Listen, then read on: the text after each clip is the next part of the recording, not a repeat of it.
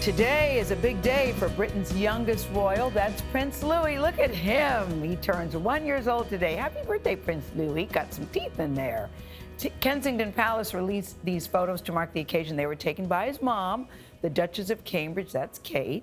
We're also awaiting news from Prince Harry and Meghan Markle.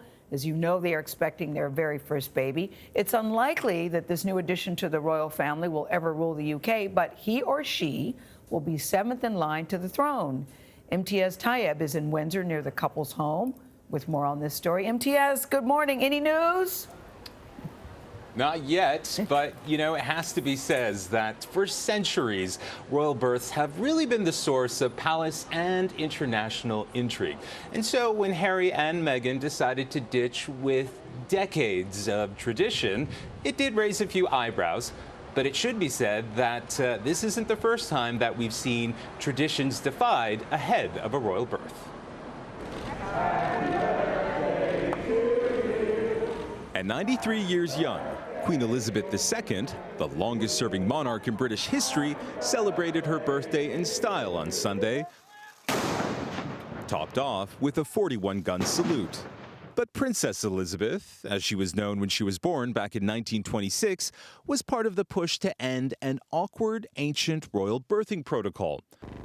Her own home birth had to be witnessed by a government minister, for fears any potential heir to the throne could be swapped out for an imposter. Here is the first picture of His Royal Highness Prince Charles of Edinburgh, just 4 weeks old. Queen Elizabeth's firstborn son was born by cesarean at Buckingham Palace. His sister and brothers were born there too. But all of their children would usher in a new era of hospital births, most famously Prince William, who's the first direct heir to the British throne to be born in a medical ward. And it was introduced to the world on the hospital's front steps. Actually, Diana found it very stressful. And then they drove away and the car went round the corner and she burst into tears. But 2 years later, she faced the photographers again after the birth of Prince Harry. And a couple of decades later, Prince William and Kate, the Duchess of Cambridge, introduced their first child, George, on the very same steps. But now the rules of succession have changed, allowing Princess Charlotte, the next child, to maintain her position ahead of her younger brother, Prince Louis, who was born a few years later. Harry and Meghan are choosing to have a much more private birth closer to their home in Windsor, where they married last year.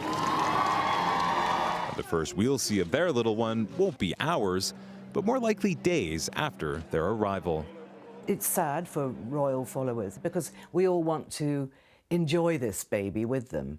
But I think everybody completely understands their decision.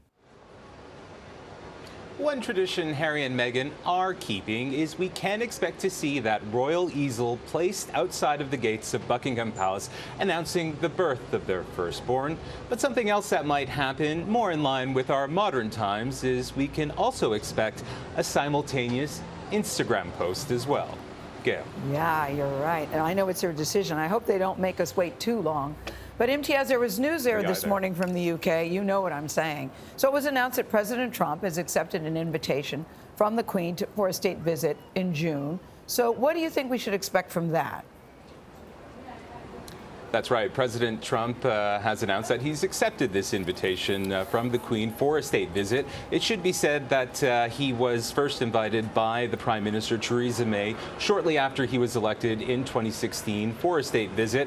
He did come here last year, and I think his visit last year, which was described a working visit, is going to be pretty reflective of what he can expect this time around, which is protests. Lots of protests. In fact, tens of thousands of people took to the streets to protest his visit, and he can expect the same.